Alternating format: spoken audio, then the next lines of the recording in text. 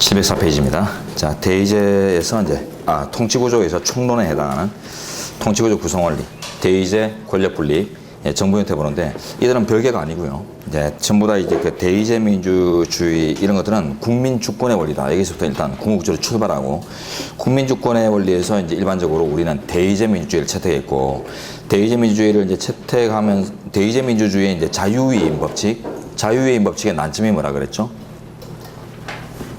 남용이 가능하다. 대표의 권한 남용. 그걸 통제하기 위해서는 이제 권력 분립 제도가 필수적이라고 했죠. 그래서 요 다음에 대의제 자유위임의 남용을 막기 위해서 권력 분립도 나오고요. 그냥 한번 써드릴게요. 자, 앞쪽에서 봤던 국민 주권에 터잡아서 우리는 대의제를 원칙적으로 채택하니까 대의제 원리를 이제 검토해야 되고 중심적 검토를 하고 이 대의제 원리의 난점은 자유위임. 요 이제 남용 방지를 위해서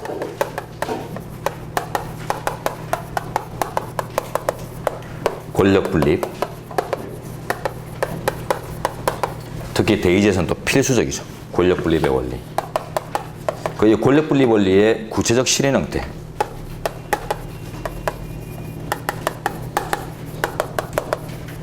각국마다 어떤 식으로 권력 분립을 실현하고 있는가. 그게 이제 정부 형태 논의예요.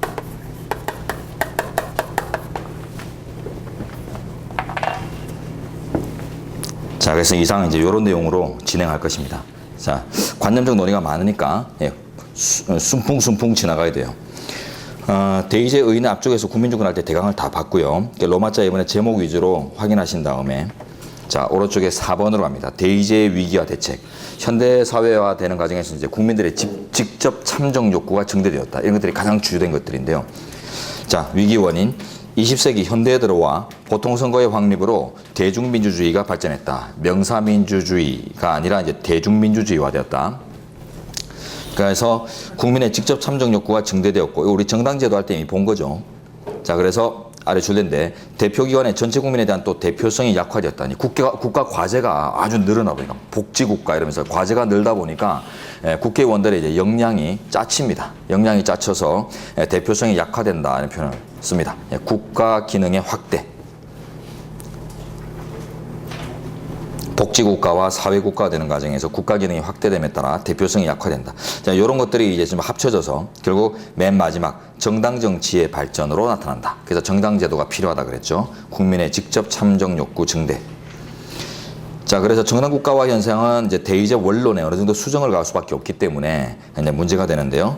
그래서 대중민주주의에서는 필연적으로 정당의 존재를 요구한다고 하고요. 아래 줄인데 정당제 국가와 대의제는 어차피 이제 확인되는 현실이기 때문에 이들을 이제 모순되는 채로 이해해서는 안 되고 정당제 국가 현실에서 대의제의 구체적 실현 방식이 달라졌을 뿐이다 라고 이제 이해하자고 합니다.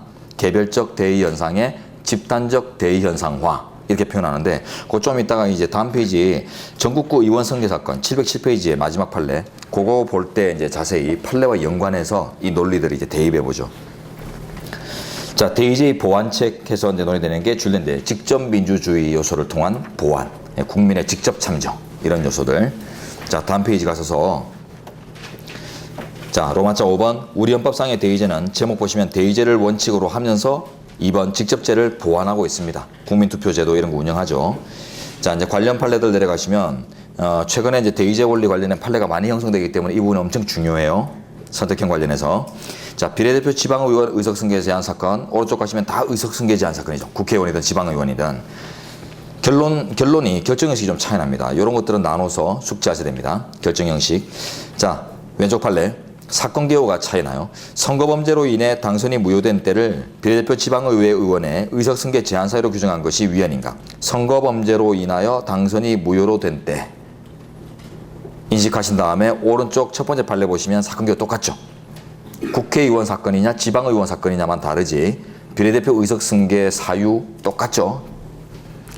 같은 제도 동일 조항에 대해서 두 번 심판이 있었던 겁니다. 왜냐하면 우리 현재는 일반적으로 지방의원과 국회의원은 동일 심사 척도가 적용되는 사안이 아니라고 보거든요. 그렇기 때문에 동일 심사 척도가 적용될 수 있는 체계 밀접한 관계에 있으면 심판 대상을 확장해가지고 직권으로 확장해서 같이 판단 내리는데 동일척도가 적용되지 않는다고 보니까 지방의원 부분 들어오면 지방의원에 한해서만 판단해 버립니다. 그러니까 이제 국회의원의 부분에 대해서 이제 후속 청구가 들어오는 거죠. 이게 동일한 판단입니다. 위원.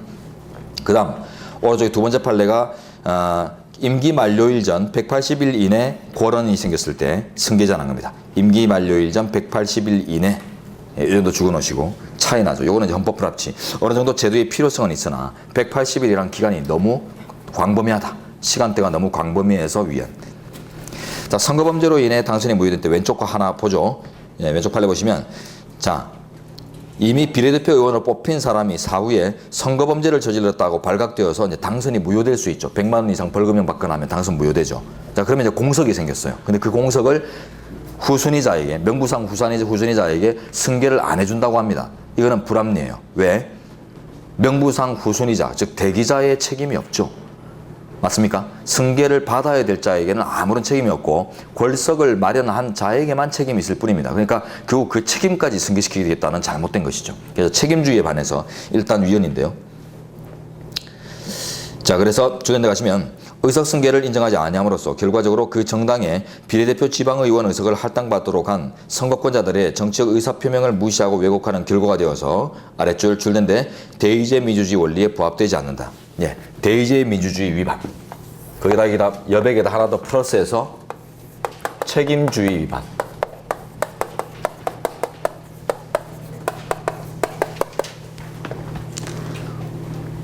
후순위자, 명부상 후순위자에게는 책임이 없어요.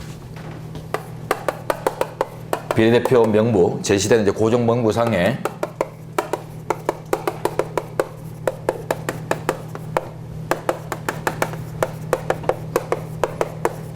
이 사람한테는 책임이 전혀 없는데 왜 이 사람한테 승계를 안 해주느냐 이 말이죠. 당의 권석을 마련한 사람이 범죄를 저질렀지 이 사람이 범죄를 저지른 건 아니잖아요. 이 조항의 사유로는. 그렇기 때문에 책임주의에 위반된다는 논점도 있습니다. 둘 중에 하나 잘 와닿는 거 채택하시기 바랍니다. 그리고 지금 이제 우리 본문의 판시에서 표현하는 이제 그 의미는 뭐죠? 선거권자들의 의사표명을 무시했다. 새누리당이면 새누리당, 민주당이면 민주당. 국민들이 어때요? 뭐 국회의원으로 친다면은 국민들이 새누리당은 뭐 150석, 155석, 뭐 민주당은 뭐 148석 이런 식으로 그 정당의 정당 대표를 그 정도 가질 것을 국민들이 미리 예정을 해줬다는 거예요. 투표를 통해서. 그렇다면 그거는 지켜야 된다. 국민들이 표출된 의지이기 때문에 그 정도는 이제 지켜야 된다고 봐요. 그렇기 때문에 그걸 이제 무시하는 것은 대의제 민주주의 원리, 즉 국민들의 의지에 반한다는 뜻입니다. 유권자 의지에 반한다. 물론 국회 구성권이라는 것은 인정하지 않아요. 국회 의석 분포 결정권이라는 이제 국회 구성권은 인정하지 않는데 그거는 구별하셔야 돼요. 그거 좀 이따 봅니다. 자, 그래서 오른쪽 가시면 이거는 이제 단순 위헌이고요. 오른쪽 두 번째 판례. 이제 임기 만료일 전 180일 이내에 권한이 생길 때는 의석 승계를 하지 않고 차기 선거를 통해서 그냥 해결하겠다. 새로운 선거를 통해서 해결하겠다. 이런 조항인데 우리 현재는 일정한 필요성을 인정합니다. 내려가시면 자, 요것도 이제 논거는 똑같아요. 1번의 논거는 다른 판례에서 봤던 것처럼 대의제 민주주의 국민의 의지를 무시했다 이런 결론을 내는데요. 다만 제도 근간이 다 잘못된 건 아니고 2번 비례대표 국회의원의 권한이 생긴 경우 의정활동의 효율성을 유지하고 정치를 선진하기 위해서 구체적으로 어느 정도의 잔여 임기가 남았을 때 권한된 의석의 승계를 금지하는 것이 대의제에 부합하는 것은 입법자의 판단의 몫이다라고 하면서 새롭게 구성하라고 합니다. 그래서 지금 그 왼쪽 아래 여백에다가 써보세요. 현재 개정되어 있습니다. 현재 120일 이내 권한으로 개정되어 있어요. 120일 이내 권한을 의석 승계 제한 사유로 조금 축소하고 있어요. 180일 기간이 너무 길다는 거죠. 너무 많이 남았다. 그래서 이제 우리 현재 표현이 이겁니다. 합의체예요. 국회는 이제 수백 명이 모이는 합의체이기 때문에 그 중에 한두 명 없다고 해서 국회가 안 돌아가지는 않는다는 거죠. 그러니까 그 뭐 새로 뽑고 승계를 하고 이러면서 그 절차 비용을 낭비하는 것보다는 남은 인원으로 그냥 유지하는 것이 맞을 수 있다. 뭐 절차 비용의 감소면도 있고 하나 또 보자면 새로 이제 승계되는 의원들 간에 이제 그 뭐 정치적인 동질성 이런 것들이 달라요. 동질성이 다르기 때문에 그 국회의 동질성 확보라는 차원에서도 좀 문제가 있고 하기 때문에 승계를 안 하는 것도 합리적인 경우가 있다고 생각합니다. 합의체라는 것을 염두에 두고 있어요. 이게 독임제 관청이라고 친다면 당연히 승계를 해야겠죠. 그런데 독임제가 아니라 합의제 관청이기 때문에 그 중에 몇 명 없어도 상관없다. 이런 식으로 보지만은 그러나 그 기간이 너무 길기 때문에 결국 좀 무리가 따른다 해서 지금 입법자는 좀 좁혀놨어요. 120일 이내 그런. 네, 현행법 관련해서 외우시고 그 다음에 전국구 의원 의석승계 사건, 이건 이제 이른바 강부자 사건, 탤런트 강부자 사건인데요. 강부자 씨가 이제 한나라당 비례대표 의원으로 출마했다가 바로 자기 앞에서 딱 끊겼어요. 의석이 딱 끊기고 제1순위 후순위자로 이제 남아 있었는데 좋은 경우가 나옵니다. 그 맨 마지막에 나오지만은 조윤형 의원이라는 분이 비례대표 의원이 탈당을 해요. 그러면 현행법은 이 관련 규정이 있는데 요 당시에는 그 탈당에 관련된 규정이 전혀 없었어요. 탈당 시 의석 승계를 의석이 어떻게 되는가 이런 규정이 전혀 없는 상태인데요. 지금 이 판례 당시는. 근데 이제 강부자 씨는 일단 공석이 생겼으니까 그 의석을 내가 바로 승계받아야 되는데 승계를 안 해주고 있어서 그걸 이제 위원으로 문제 삼았어요.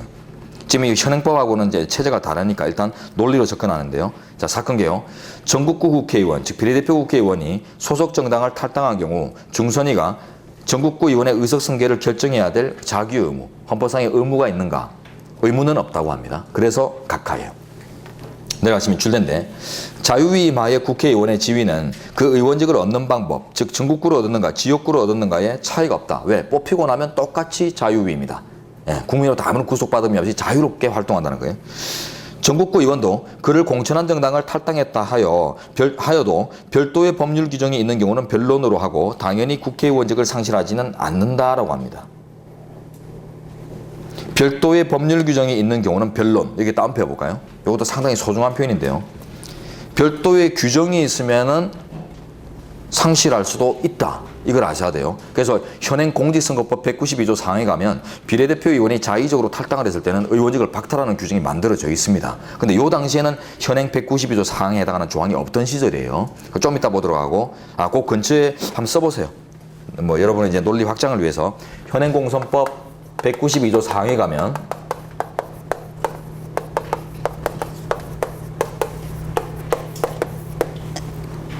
자, 요런 이제 별도 규정이 있어요. 요거 이제 비교하시고 요건 우리 책 788페이지 가면 조문을 볼 수 있습니다. 좀 이따 확인할 텐데요. 자, 그러면 이제 없다면은요. 없다면은 바로 이제 의원직 상실이 아니고 탈당했다고 하더라도 의원직 상실이 아니고 그런 규정을 두는 것도 괜찮고 다양한 법리를 이제 아신 다음에 그러면 이제 내려갑니다. 우리 헌법은 아래 줄전에 보시면 국회의원을 여러 조항을 통해서 자유위임 원칙 하에 두었다고 할 것이다. 이런 것들은 뭐 조문 안 봐도 되죠. 안 봐도 그냥 자유위임이 원칙이다. 그리고 다음 페이지 가시면 자, 그 결과 이 사건의 경우는 청구인 정당에 속했던 전국구 의원 조윤영이 청구인 정당을 탈당했다 하여도 전국구 의원의 권한이 생긴 경우가 아니다. 권석이 없다는 거예요. 의원직 상실하지 않으니까. 그렇기 때문에 전국구 의원 승계 결정을 할 자기 의무가 존재하지 않았음이 명백하다라고 합니다. 이 당시 입법으로는. 근데 현행법에 따른다면은 골석이 생겨요. 그래서 승계해줘야 됩니다. 사유에 따라서, 법에 따라.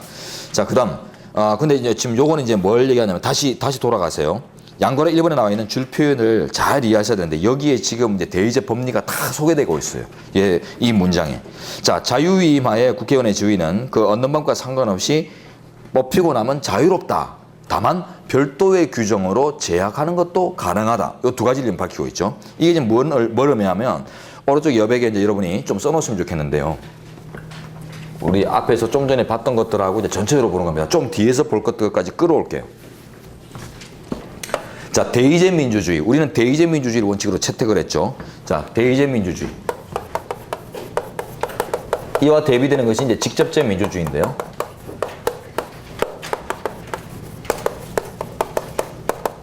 대의제 민주주의의 가장 큰 핵심적인 내용은 자유위임, 법리.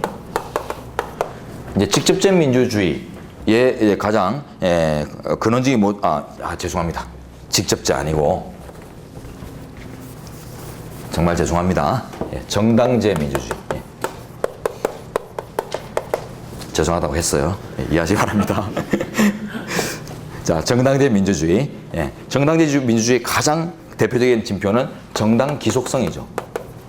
어느 정도의 정당 구속성. 정당 기조에 따라서 의원들이 활동할 것 이런 것들이 예정돼 있죠. 자, 근데 이 둘은 상치되죠, 가치가. 국민으로부터도 구속받지 않는 대표가 정당한테는 구속을 받는다. 이런 것들이 무슨 말이냐? 주인한테도 구속 안 받으면서 남한테 구속받아? 이거죠. 그래서 무리가 따르기 때문에 이들에 대해서 이제 문제 생기는데, 자, 대의제 민주주의의 자유위임과 직결되는 이제 국회의원의 지위가 국민 대표적 지위예요. 전 국민의 대표성. 추정적 의지에 따른 전 국민의 대표. 자, 정당제 민주주의의 이제 정당 기속에 관련된 내용이 국회의원의 지위 내용이 나중에 뒤에 나오는데 정당 대표성이에요. 이 정당 대표성 때문에 우리 앞쪽에 선거제도 할 때 선거에서 정치적 중립성이 요청되는 공무원의 범위에서 의원은 제외된다고 했죠. 우리 판례가. 왜? 정당의 활동이 정당의 선거 활동이 보장되는 바 그 대표의 활동을 부정해버리면은 정당의 활동을 부정하는 결과가 되니까 그래서 정당의 대표인 의원만큼은 선거 중립이 요구되지 않는다. 네, 이런 식으로 표현을 했었단 말이에요. 판례가. 거기서 나오는 게 이제 요거예요. 자, 근데 지금 국민대표, 정당대표, 자유위임, 정당기속, 대의제, 정당제 이런 것들이 다 지금 상치되는 거예요. 상치되는 가치이기 때문에 이들의 관계를 지금 어떻게 이해할 것인가. 지금 정당제 민주주의에 되어 있는 이 자체 현실을 부정할 수 없거든요. 그죠? 자, 그렇기 때문에 어떻게 할 것인가. 그래서 모순된다고만 끝내지 말고 항상 규범은 조화로워야 되니까 규범 조화적인 해석을 하죠. 조화해석. 그래서 이런 식으로 해석을 합니다. 근대 입헌주의 단계에 국회의원들의 개별적 대의 현상이 이제 현대로 넘어오는 과정에서 정당을 중심으로 하는 집단적 대의 현상으로 변모된 것으로 보자. 즉, 대의 현상의 변모로 이해합니다.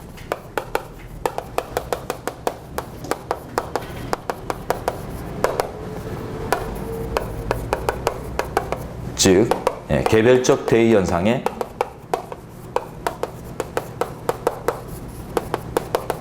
집단적 대의 현상화.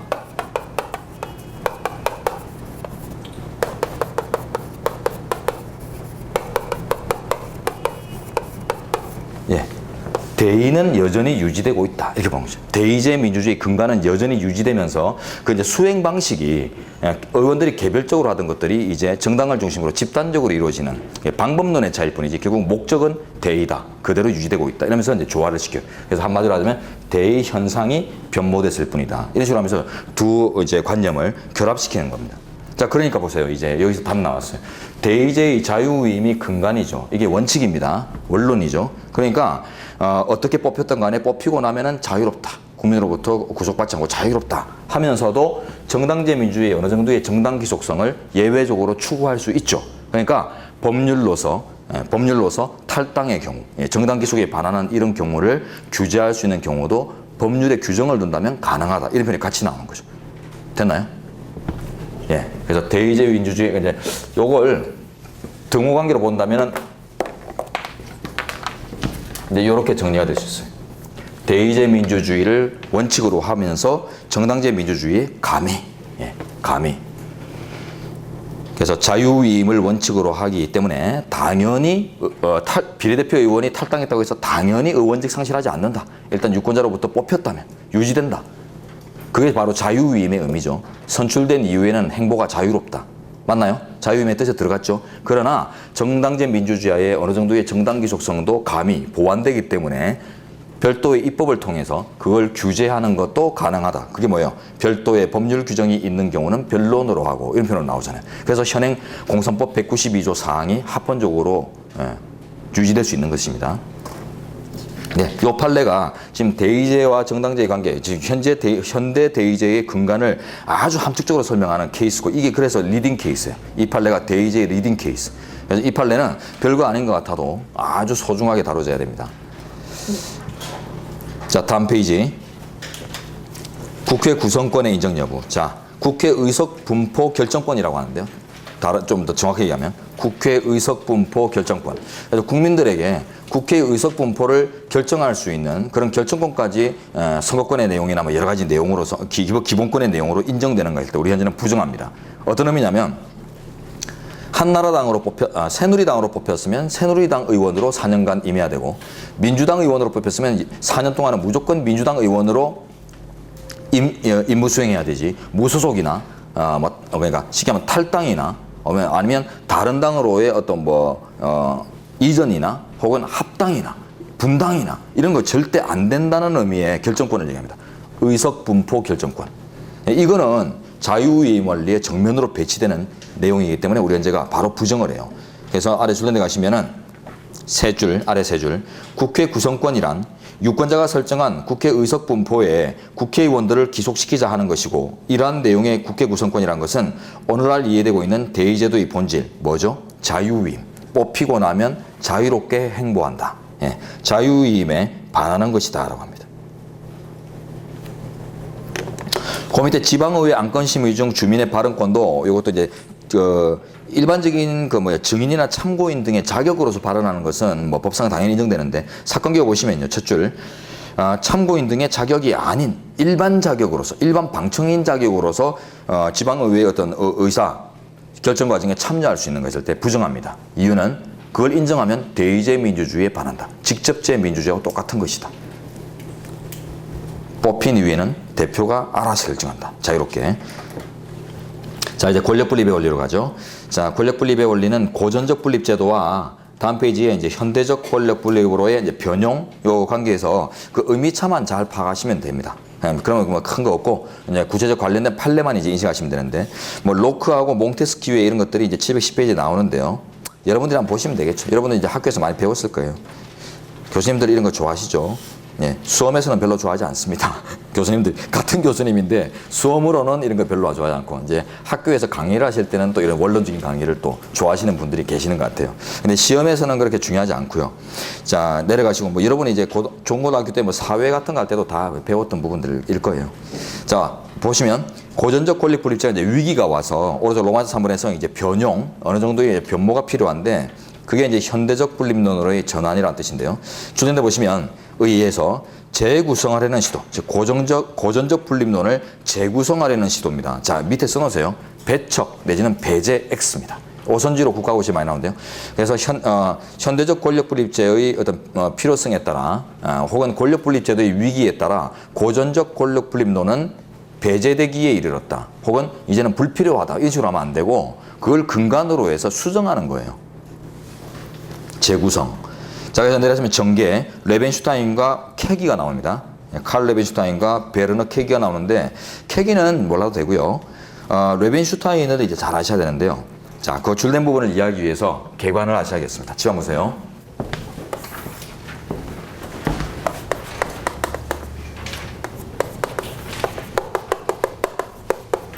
고전적 권력 분립과 현대적 권력 분립을 도해로서 간단히 이제 이해를 해보시는데요. 자, 고전적 분립은 파워의 분립이다. 이렇게 이해합니다. 파워, 힘의 분립. 자, 권력의 분립. 그래서 국가 권력 기관을 분리하는 이런 의미로만 이해가 돼요. 그러다 그 전제로서 입법 기능, 집행 기능, 사법 기능, 이 3권을 나눈 다음에 이제 몽테스키우를 중심으로 할게요. 3권을 나눈 다음에 자, 입법 기능을 입법부에게, 집행 기능을 집행부에게, 행정부라고 하죠. 행정부에게, 사법 기능을 사법부에게. 이렇게 이제 부여함으로써 끝입니다. 이러면 알아서 권력의 견제와 균형이 나올 수 있다. 이런 법리인데, 지금 여기 이제 어떤 징표를 갖고 있죠? 특정 주체에게 부여하죠.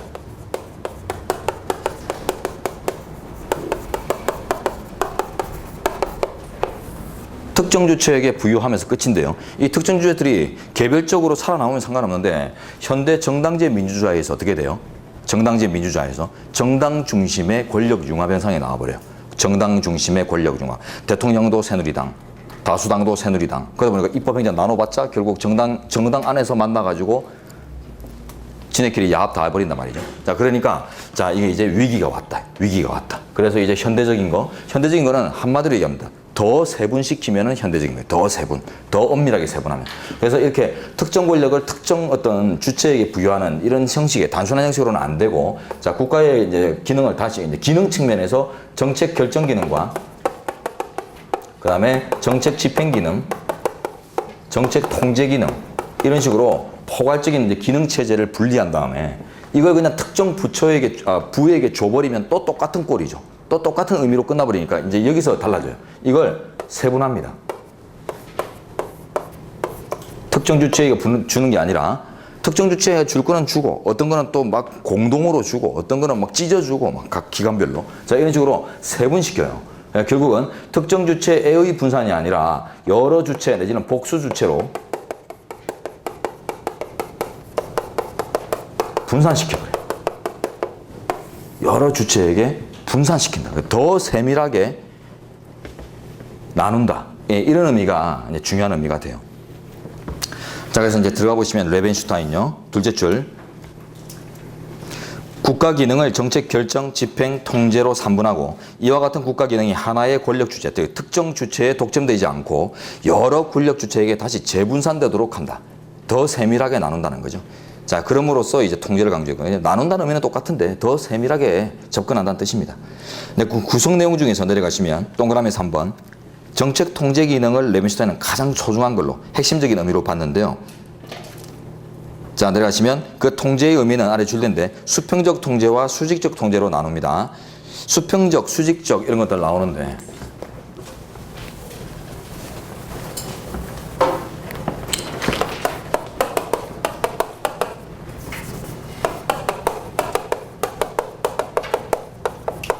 강학상 내지는 학문상의 분류 체계 중 하나인데요.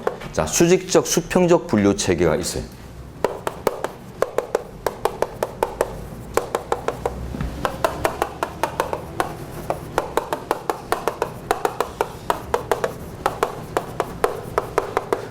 자, 무슨 말이냐? 상하, 고, 저, 장단 어떤 단계 구분을 전제로 하는가의 차이입니다.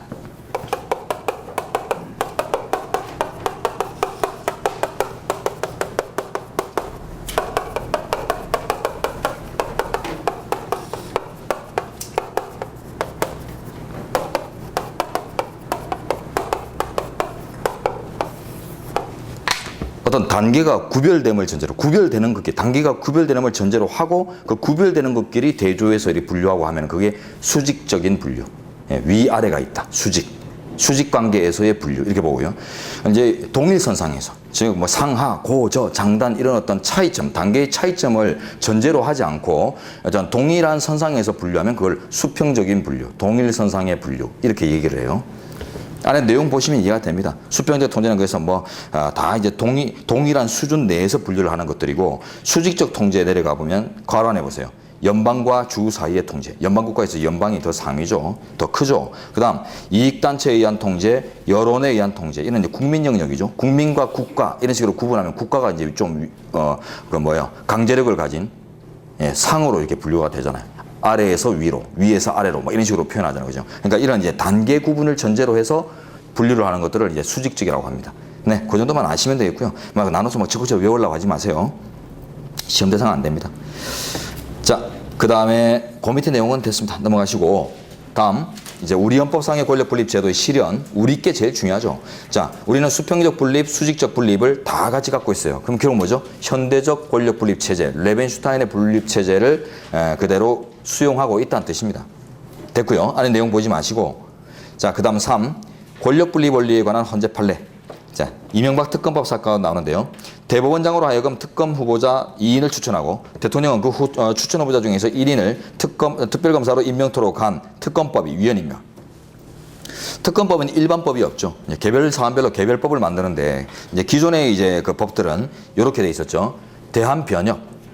대한변협에서 2인을 추천하면 대통령이 그 중에 한 명을 특별검사로 임명을 했어요. 근데 딱 요 이명박 특검법에서는 대한변협이 아니라 대법원장이 2인을 추천하게 했어요. 자, 요게 이제 위헌의 지점이 생기는데 왜죠? 사건계 첫 줄에 다 나와 있어요. 대법원장, 사법부죠. 특별검사 기능, 어떤 기능입니까? 사법기능입니까? 행정기능이죠. 검찰, 행정기능이란 말이에요. 그래서 결국은 뭐예요? 행정기능과 관련해서 사법기능이 관여한다. 행정과 사법의 융합, 권력 융합. 이런 의미가 이제 형식상 나올 수 있기 때문에 권력 분립의 원칙에 반한다. 이제 이런 이제 논거가 나오는 거죠. 자, 들어가시면 하편인데요. 그 부분은 괜찮은데요. 헌법 제103조와 106조 1항은 법관의 신문과 재판에서의 독립을 보장하고 있고, 자, 그 다음 두 줄이라서 맨 뒤에 구체적 사건의 재판에 대해서는 어떠한 영향도 미칠 수 없고, 무슨 말입니까?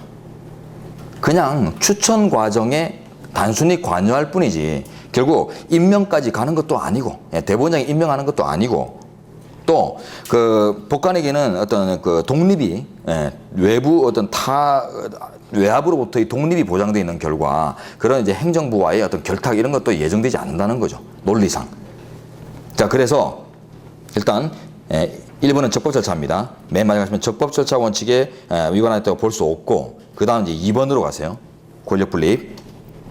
줄, 특정한 국가기관을 구성함에 있어 입법행정사법부가 그 권한을 나누어 가지거나 기능적인 분담을 하는 것은 권력분립 원칙에 반하는 것이 아니라 오히려 권력분립의 원칙을 실현하는 것으로 볼 수 있다. 무슨 말이죠? 우리의 권력분립은 고전적 분립이 아니라 현대적 분립이란 뜻이에요. 우리는 현대적 권력분립을 채택하고 있다. 그러니까 이런 것들이죠. 어떤 하나의 기능을 어떤 특정 부가 특정 주체가 전담하는 것이 아니라 서로 나누어 가질 수 있다. 이게 현대적 기능적 권력 분립의 요체잖아요. 그렇기 때문에 오히려 현대적 기능적 권력 분립에 충실하다는 거예요. 이런 제도는 하나의 권력을 특정 기관이 전유하는 것이 아니라 여러 기관이 공동 참여함으로써 그 과정에서 그 운영 과정에서 또 통제가 일어나는 자질한 통제를 만들어내는 이게 이제 현대적 분립에 오히려 적합하다는 거죠. 합헌. 자, 됐습니다.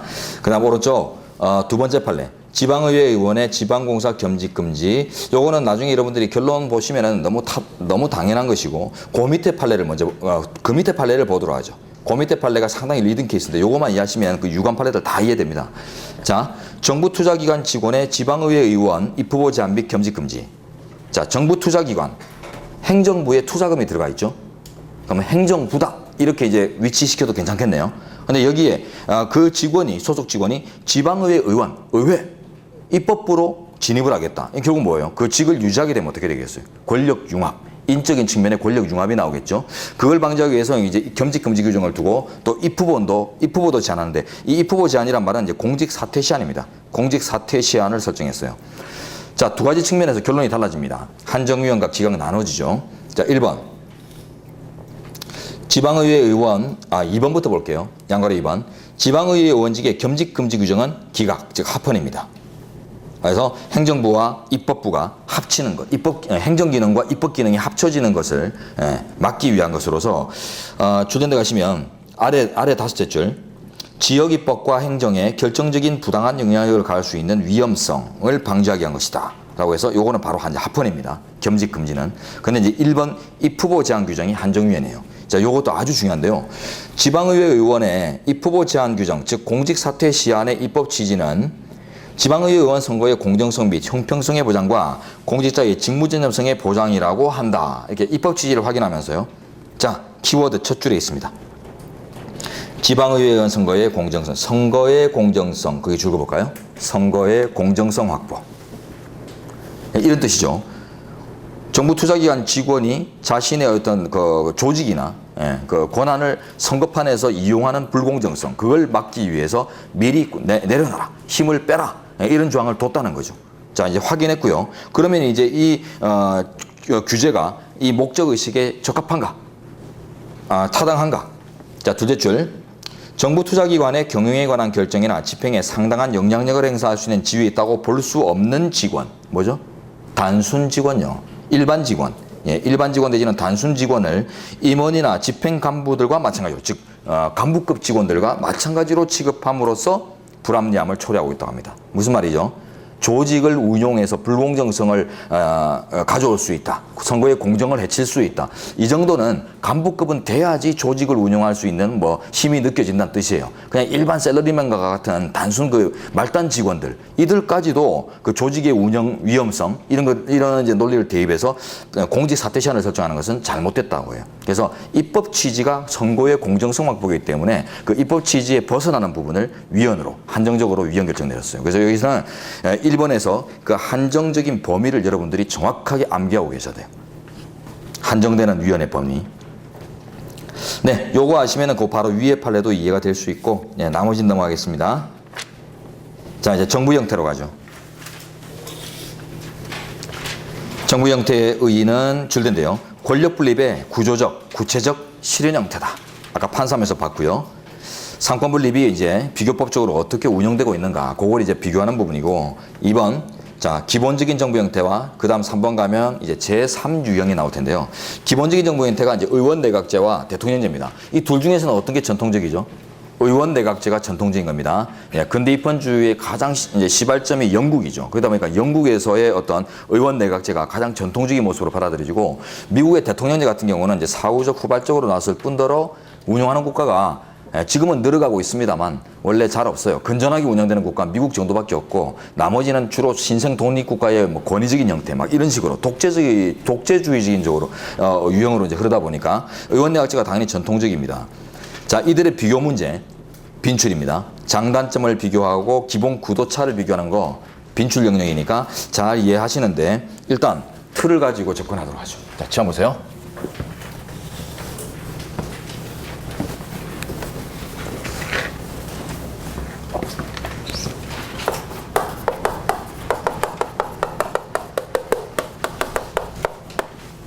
사례형으로 나올 일은 없고요. 선택형 대비만 잘 하시면 됩니다.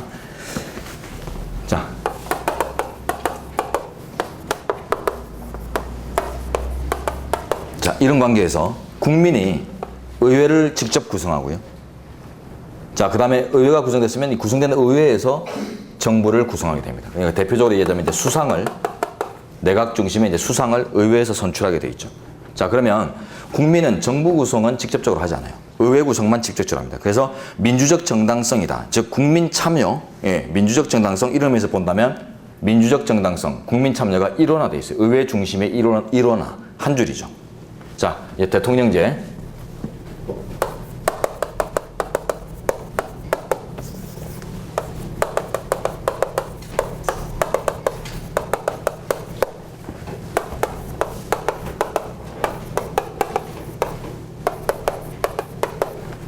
민주적 정당성이 이원화됩니다. 국민이 의회도 직접 구성하고 정부도 직접 구성해요.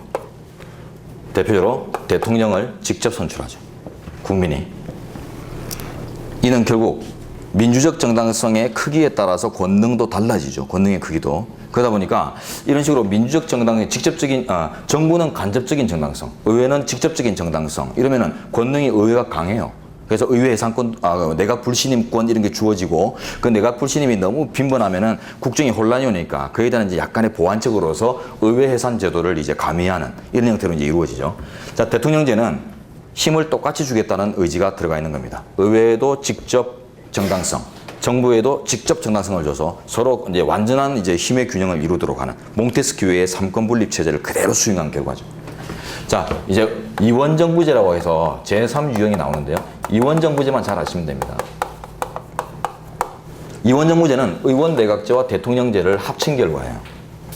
그래서 평상시는 가장 전통적으로 안정적으로 받아들여지는 의원 내각제로 운영하고, 비상시국에서는 어떤 힘 있는 대통령을 중심으로 해서 비상시국을 아주 힘있게 탈출하는 이런 의미로서, 자, 평시는 의원 내각제,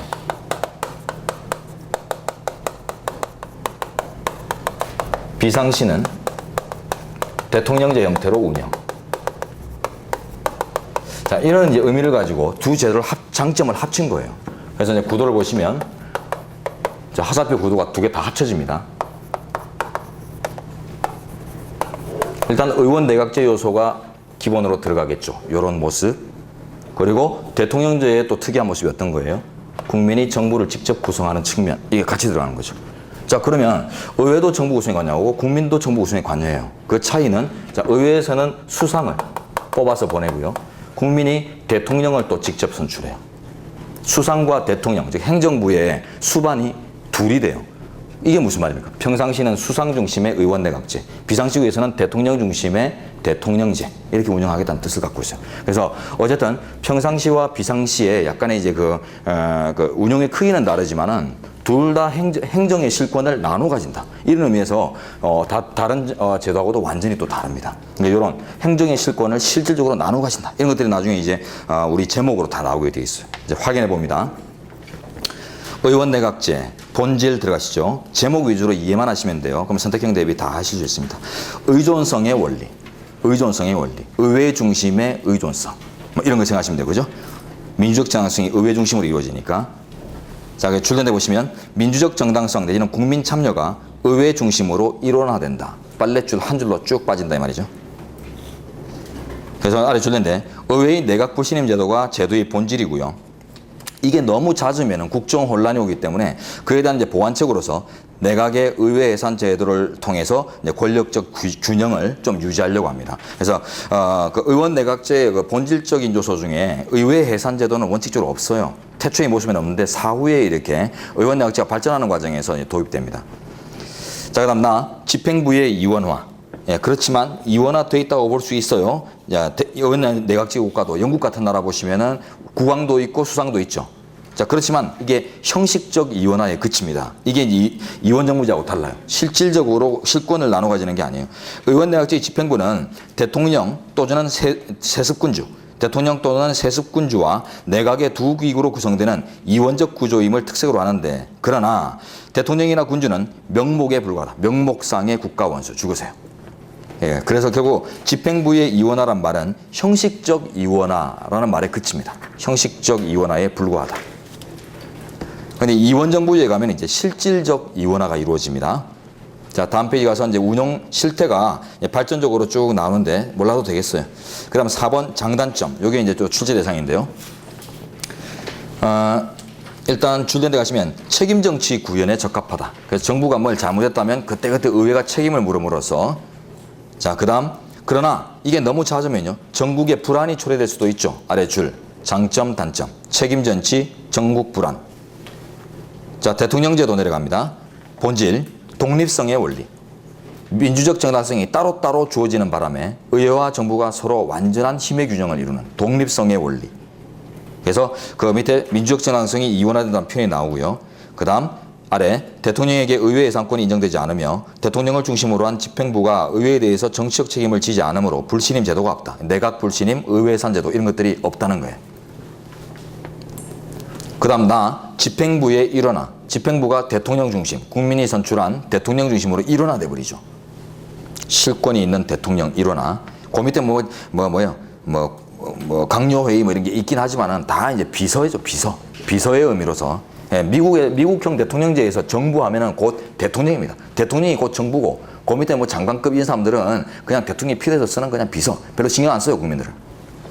자, 그 다음, 운용 실태. 미국만 건전하고요. 그 밑에 나나 이런 거 다나 이런 것들은 다 이제 좀 불건전한 형태, 좀 이런 것들이고 몰라도 됩니다. 자, 장단점으로 가셔서 줄 보죠. 집행부의 안정성. 내각 불신임 이런 게 없으니까. 자, 그런데 이면에서 대통령의 독재화가 가능하다. 의원 내각제의 장단점하고 이렇게 배치되죠. 그죠? 자, 그 다음 로마서 3번 제3의 정부 형태 이원정부제. 예, 정부가 이원적으로 구성된다 이 뜻입니다. 정부가 실질적 이원화를 이룬다. 대통령과 수상이 실권을 나눠 가지면서 이원적으로 운영된다 이런 뜻이고요. 자, 내려가시면 그 의의 마지막 줄. 예, 대통령 의원 내각제와 대통령 요소가 혼합되어 있는 절충형이다. 자, 본지 가시면 집행부의 이원화. 근데 이 형식적 이원화에서 끝나는 게 아니라 다음 페이지 넘어가시면 실권도 이원화되죠. 실권의 이원화. 형식적 구조만 이원화되어 있는 게 아니라 실권도 나눠 가진다. 평상시의 실권과 비상시의 실권으로. 이게 이제 의원 내각제하고 큰 차이점이죠.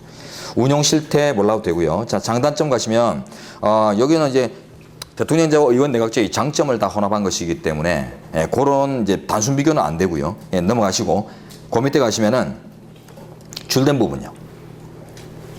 대통령과 수상이 다른 정당 소속인 경우에, 즉 동거정부라고 합니다. 코아티시옹이라고 하는데 코아티시옹. 예. 동거정부 체제에서는 대통령과 수상 간의 정치적 대립 가능성이 크고 이때 해소되지 않는 국면을 맞이하게 된다. 그래서 이제 단점이 있다고 해요. 자, 무슨 말이죠? 동거정부 기억하세요? 적과의 동침 이런 말이에요. 동거정부, 적과의 동침. 대통령이 직접 뽑은 국민이 직접 뽑은 대통령은 민주당 출신인데, 그죠? 의회 다수당, 새누리당으로부터 수상이 뽑혀나왔다. 수상은 새누리당 출신. 이러면 서로 마음이 안 맞잖아요. 그래서 동거정부 하에서 문제가 발생할 수 있다. 이게 단점입니다. 그거만 이해 잘 하시면 되고요. 그 다음에 이번에 회의제 내지는 의회정부, 이거는 공산주의 국가에서의 체제를 얘기하는데 이런 모습입니다. 시험 보세요. 몰라도 됩니다. 이건 시험에 안 나와요. 의회 안에 집행부가 들어가 있어요.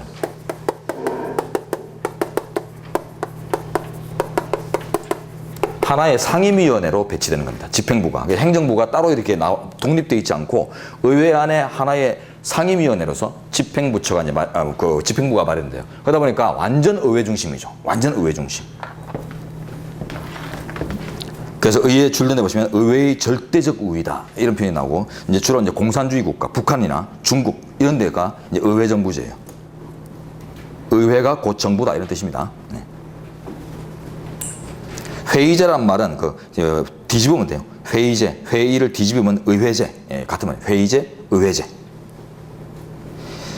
자, 그 다음 우리 헌법상의 정부형태는 당연히 대통령제를 원칙으로 하면서 의원 내각제를 가미한 형태다. 이렇게 정리가 되고요. 자, 여기서도 중요한 부분이 있는데요. 1. 대통령제 요소는 그 줄된데 법률안 거부권. 이게 특징적인 요소입니다. 미국형 대통령제에서 개발된 개발품이에요. 그 다음에 의원 내각제 요소에서 이제 이와 대조되는 것으로 중요한 게 나머지는 나중에 뒤에 가면 다 보실 거고 맨 마지막 줄에 정부의 법률안 제출권이 있죠. 따옴표 하세요. 정부의 법률안 제출권 따옴표. 그리고 위에 대통령 요소에서 법률안 거부권 따옴표에서 눈에 확 띄게 비슷한데 대조되죠. 법률안 제출권은 상호 의존성 원리를 전제합니다. 그죠? 예. 국회가 입법을 하는데 정부가 제출할 수 있다. 상호 의존하고 소통한다. 이런 거니까 의원 내각제의 본질이 맞죠. 근데 이제 거부권, 이게 왜 대통령 요소인가? 근처에 여백했습니다. 아직은 쓰지 마세요. 정부의 법률안 제출권이 부정돼요. 상호 완전 독립성, 대통령이 완전 독립이죠. 그렇기 때문에 상호 소통이 안 돼요. 그렇기 때문에 그 정부의 입안 과정에서의 관여가 안 됩니다. 법률안 제출권이 없어요. 그건 의원 내각제 요소예요. 그러니까 미국의 대통령제에서는 없는 겁니다. 그러다 보니까 어때요? 집행이 거의 불가능한 탁상공론의 입법들을 입법부가 함부로 만들어낼 수 있는 가능성이 생겨나요. 예, 씁니다 이제.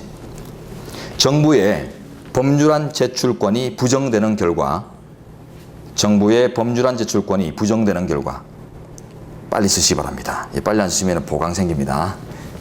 정부의 법률안 제출권이 부정되는 결과 집행적 고려 없는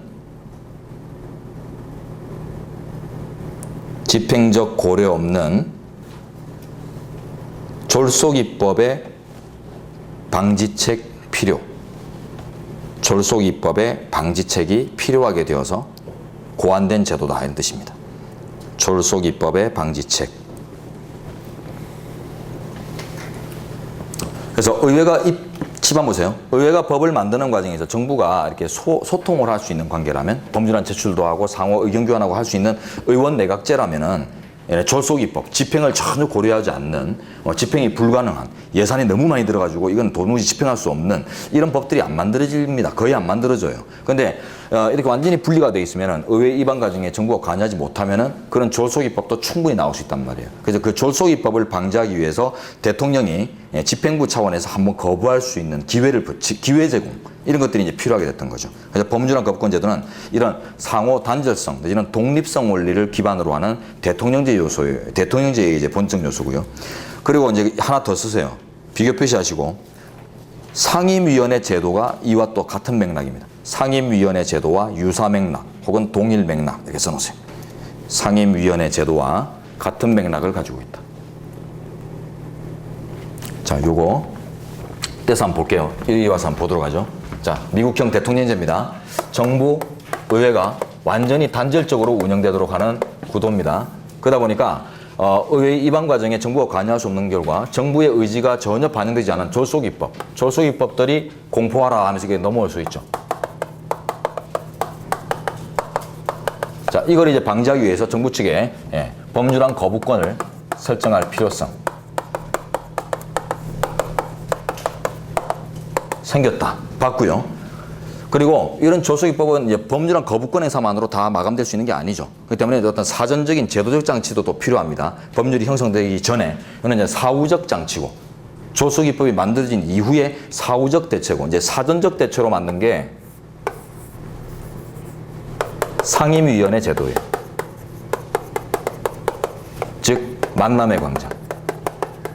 원래는 못 만나는데 일반적으로는 만날 수 없는데 상임위원회 운영 과정에서는 이제 그 소통의 통로를 열어줘요. 그래서 상임위원회가 어떻게 형성됩니까? 행정부의 각 부처별 소관 사항을 담당하게 이렇게 대응해서 만들어지잖아요. 그래서 우리나라 상임위원회도 보면 어때요? 국방위원회, 환경위원회 이런 식으로 가지고 행정부의 각 부처에 대응하게 이렇게 만들어놨다. 맨투맨 대응 방식으로 만들어놨단 말이에요. 그게 뭐냐면 이제 요 상임위원회 소관 사항과 관련해서 심의 사항과 관련해서는 이제 정부 인사와 의회 인사가 이렇게 만나서 서로 소통할 수 있도록 예외적 여지를 터주는 거예요. 그래서 조속입법에 대한 사후적 규제, 통제, 조속입법의 사전적 예방 이런 제도의 의미를 갖고 있어요. 그래서 상임위원회 제도가 아주 강하게 운영되는 게 이제 대통령제예요. 물론 의원 내각제에서도 위원회 제도 둘 수 있죠. 하지만 거기서는 아주 약하게 대충 운영되고요. 필요성은 이제 대통령제에서 절실합니다. 자, 그 다음 2번으로 내려가시면 우리 헌법상 정부 혜택의 성격은 줄된데 기본적으로 대통령제 혹은 대통령 중심제다. 헌재가 밝혔습니다. 자, 다음 이제 국회 들어가죠. 이제 본질적으로 이제 통치구조 강론입니다. 국회. 자, 여기서 또 하나의 원리가 먼저 나오는데 의회주의 원리라는 게 나오는데 아주 쉬워요. 자, 개념들 하시면 의회주의란 국민의 선거에 의해 구성된 의회가 국가 의사결정을 함으로써 의회가 국정을 주도적으로 운영해야 한다는 원리를 말한다. 왼쪽에 좀 더 쉽게 써볼까요? 의회 중심의 국정 운영의 원리입니다. 의회 중심의 국정 운영의 원리. 국민의 대표자로 구성된, 즉 의원으로 구성된 의회가 국가 의사결정을 주도하라. 행정부는 그 결정을 사후 집행하는 것이고 이런 것들. 그래서 의회 중심의 국정 운영의 원리. 자, 됐고요. 여러분 이제 만약에 사례형으로 기록형으로 이런 걸 제시할 이유가 있다면 딱 그 정도만 쓰시면 돼요. 책대로 쓰지 말고. 의회주의 기본 원리 한번 읽어보십시오. 국민 대표의 원리다 이런 건 몇 개 이제 담아갈 필요가 있는데 쓸 일이 거의 없을 것 같으니까요.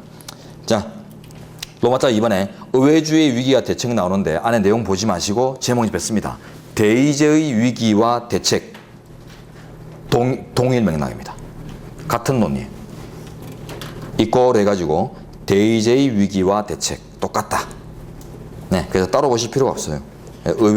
의원들의 대표성 약화 이런 것들이거든요. 현대화되는 민주정치의 현대화 과정 이런 것들이니까 안 보셔도 돼요.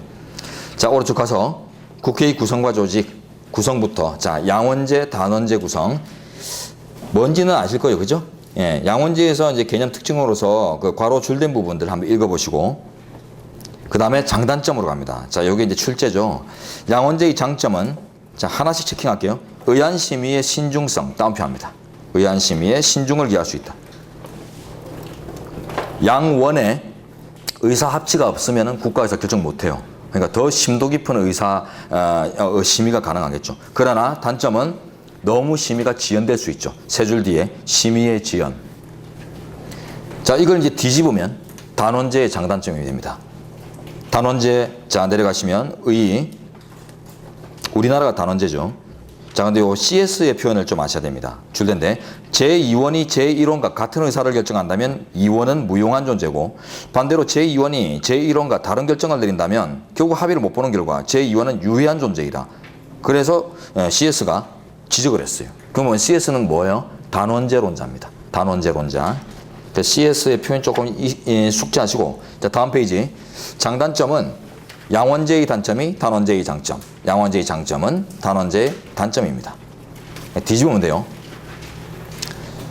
그래서 이제 신속한 심의의 신속성을 추구할 수 있지만 단원제는 다만 경솔할 수 있다. 심의의 신중성이 떨어진다. 이런 뜻이에요.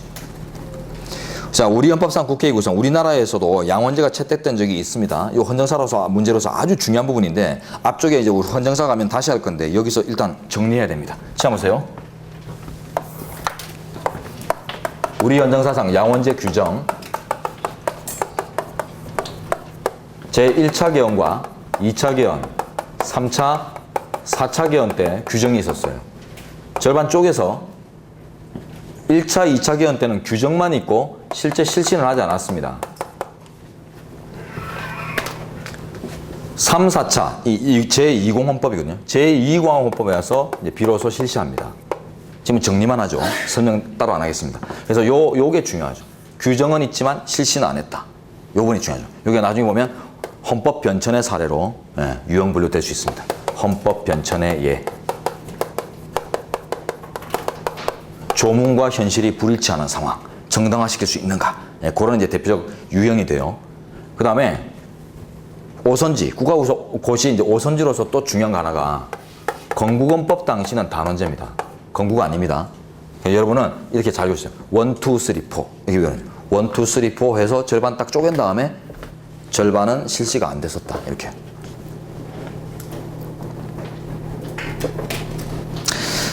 자, 이제 국회의 조직으로 갑니다. 1. 의장과 부의장. 의장과 부의장을 합쳐서 오른쪽에 괄호에 써볼까요? 의장단이라고 합니다. 의장단. 앞으로는 그렇게 표현할게요. 자, 의장단. 헌법 48조 내려가시면 의장 1인과 부의장 2인을 선출한다. 숫자 외우셔야 됩니다. 여기서는 부의장 2명입니다. 자, 그 다음 국회법 내려가시면 임기 2년입니다. 첫 줄. 의원의 총 임기는 4년이죠. 2년으로 한다는 말은 뭐죠? 두기수의 의장단을 운영한다는 뜻이에요. 두기수 운영. 써놓으세요. 두기수 운영. 그리고 괄호에서 시적 권력 분립이라고 씁니다. 시적 차원의 권력 분립. 그래서 어떤 주체들이 4년을 몽땅 권한을 누리다 보면은 또 권한이 권력이 썩는다. 그래서 시간적 차원에서 좀 분립을 시키는 권력 분립의 차원이에요. 자, 내려갑니다. 그래서 나중에 위원회도 보면 위원회도 주로 2년 단위예요. 2년 단위. 그 다음에 밑에 이제 조문들이 기출사항도 있고 한데 그런 것들은 나중에 한번 시간 날 때 한번 읽어보시면 되겠고요. 그 주요한 내용들은 이제 오른쪽에 내용으로 다 포섭되어 있습니다. 조문으로 해서 정리할 것들은 조문으로 하면서 본문을 대체해버리고 본문으로 할 것들은 본문으로 하고서 조문 안 봅니다. 대체합니다. 자, 그래서 여러분들이 표시를 잘 해두셔야겠어요. 제가 하는 대로. 오른쪽에 이제 본문으로 가서 1. 의장단 선출, 숫자 외워야 되고 임기 2년. 그 다음 2. 의장의 표결 참가. 의장은 위원회 위원이 될 수 없도록 되어 있습니다. 국회법상. 그 결과 위원회 자격으로 주어지는 고권, 즉 그 표결권이 없어요. 위원회에서의 표결권이 있을 수 없다. 당연하죠. 위원 자격이 없으니까 표결권도 없죠. 요거 근데 국가고시에 오선지로 나온 바 있는데요. 의장은 위원회에 출석하여 발언할 수 없다. 첫 줄 뒤. 출석 발언까지는 가능해요. 예, 가능한데 표결에만 참여 못 합니다. 예, 그거 이제 또 조금 이제 신경 쓰시고. 그리고 맨 마지막 줄. 가부동수인 경우에 결정권을 갖지 못한다. 예, 캐스팅 보트권이 없다. 자, 됐습니다. 요거는 이제 의장, 부의장 똑같은데 그 위에 첫 줄 두 줄 있죠. 그 오른쪽 여백에 첫 줄 두 줄 이렇게 묶어서 쓰세요.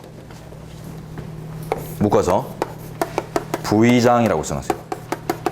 부의장한테는 이런 제한이 없습니다. 부의장은 위원회 위원이 될 수 있고요. 그 결과 위원회에서의 표결권이 주어집니다. 의장만 안 되게 돼 있어요. 마지막 줄에 가부동수 시의 결정권 미부여 이거는 똑같고요. 구별되는 거 외워야 돼요. 따로. 자, 결정권 뭐죠? 캐스팅 보트.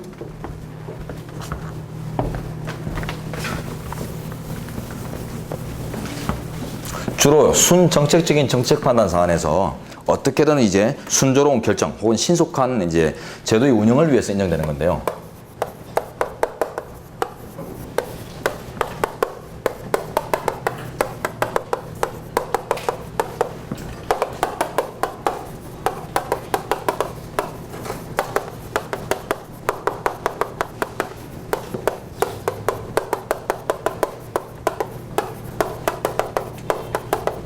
자, 이런 취지로서 이제 순정책적인 이런 판단 능력에서 설정될 가능성이 있고, 뭐 당연히 설정되는 건 아니고요. 결국 이제 의장이나 이런 사람들이 이제 두 표를 가지는 결과예요. 그래서 표 행사를 한 표를 해놓고 답이 안 나온다. 가, 부가, 동수가 나왔다. 그럴 때는 마지막으로 한 표를 더 행사해서 어떻게든 결정을 내려버리는. 그래서 반드시 결정이 좀 필요하고, 뭐 이거는 뭐 정당성이나 타당성 뭐 이런 걸 떠나서 어쨌든 빨리 결정을 어떻게든 내려서 운영하는 것이 옳다. 이렇게 볼 수 있는 순정책적인 영역에서 설정될 가능성이 있는데 저것만으로는 안 됩니다. 여러분 정리할 수 없고 외워야 돼요. 결정권 없다. 자, 그 옆에 대체줄 오른쪽 여백에 씁니다. 현행법상 결정권이 주어진 곳이 두 군데 있어요. 자, 선거관리위원회 위원장하고 대법관회의 의장인 대법원장한테 우리 헌법상 결정권이 부여되어 있습니다. 그래서 선관위장과 대법관회의 의장인 대법원장.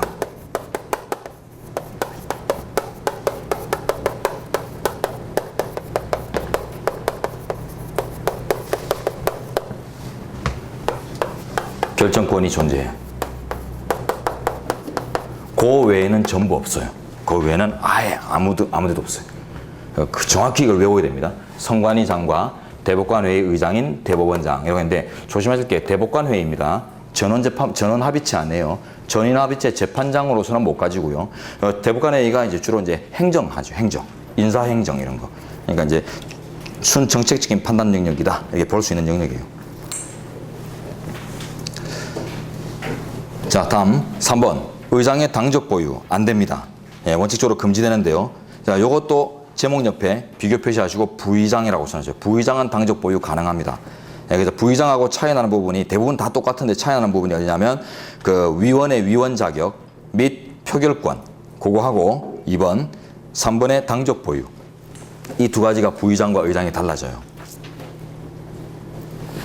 자, 다음 의장의 대행 요건 넘어가십시오. 네, 대리 대행 뭐 면밀히 구분할 필요 없습니다. 자, 다음 페이지 국회의원의 위원회 중심주의. 자, 중요합니다. 위원회 중심주의.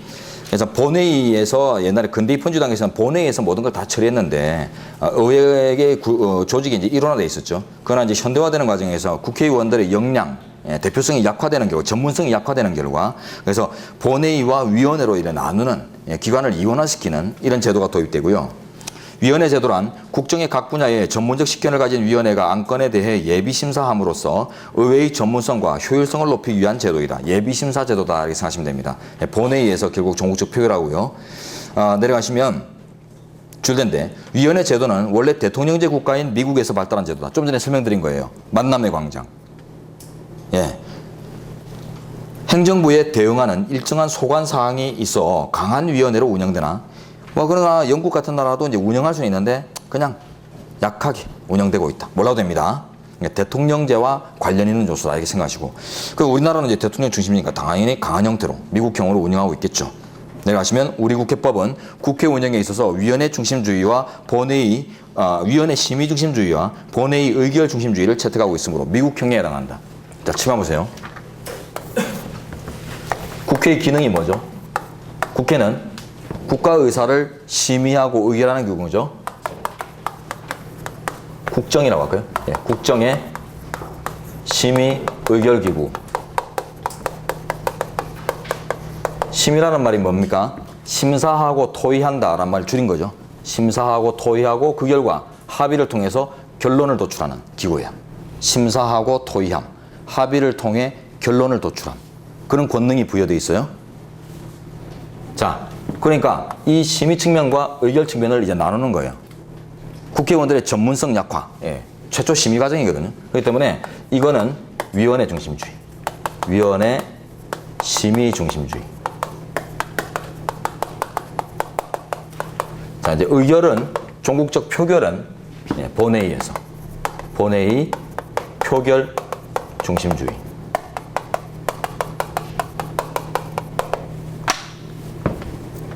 예, 의결이라고 해도 되고 우리 책대로 의결이라고 하죠. 예.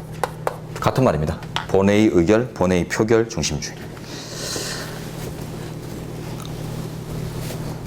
그래서 이 위원회 심의 중심주의는 나중에 법률 제정 절차나 예산 결산 심사 절차 그런 데 보면 다 제도로서 녹아 있어요. 그래서 그런 절차를 여러분들이 파악하기 위해서 이런 것들이 기본입니다. 이런 것들을 그냥 무시하시고 바로 이제 절차로 들어가면은 헌법은 암기 과목이네.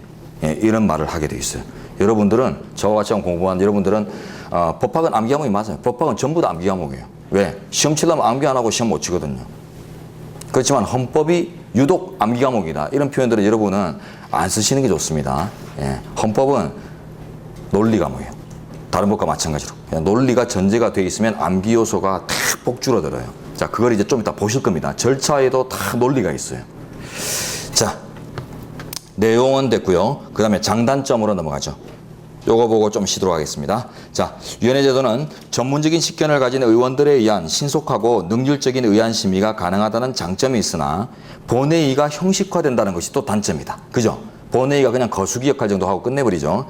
그래서 밑에 본회의 형식화에 대한 이제 대책이 또 하나 마련되는데 그 줄 밑에 써보고 가요. 본회의 형식화, 그 밑에 대책 땡땡 하시고 전원위원회 제도가 마련됩니다. 전원위원회 제도.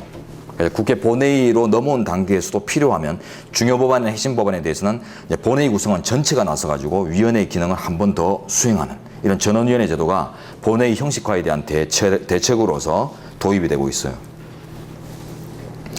자, 그다음 2번 위원회의 종류.